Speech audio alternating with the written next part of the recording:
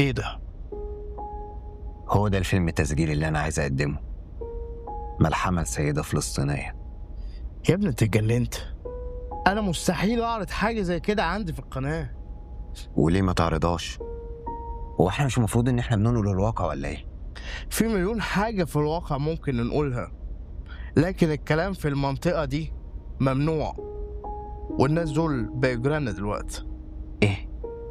جيراننا؟ زي ما سمعت كده، الناس بقت مليانه قرف وهموم ومشاكل، ومش عايزين يسمعوا اللي انت عايز تقدمه ده.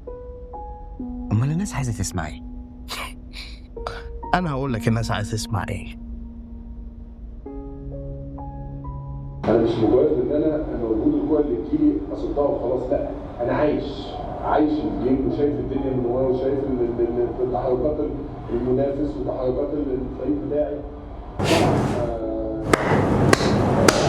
لا حقيقي برو، 6 ساعات استوديو تحليلي، ساعتين وقت الماتش، ساعتين بعد الماتش، 10 ساعات بنسرقهم من وقت الناس عادي جدا. انت عارف ال10 ساعات دول بيدخلوا فلوس واعلانات قد ايه للقناه؟ فلوس دي اللي بندفع بيها مرتباتك انت وزمايلك. هو الموضوع بالنسبة لك استثمار؟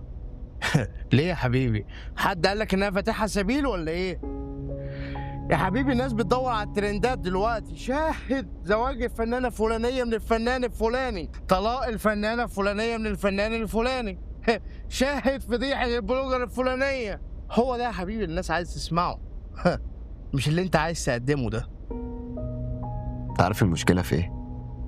المشكلة مش في الناس، المشكلة فيك انت واللي زيك. انت واللي زيك اللي دمرت عقول الناس وخليتهم بيجروا ورا الترند عشان حلم الشهرة. بس انا بقول لك ومتأكد من حلمي ان في ناس عايزة تسمع اللي انا عايز اقدمه. وانا بقول لك محدش عايز يسمع اللي انت عايز تقدمه ده.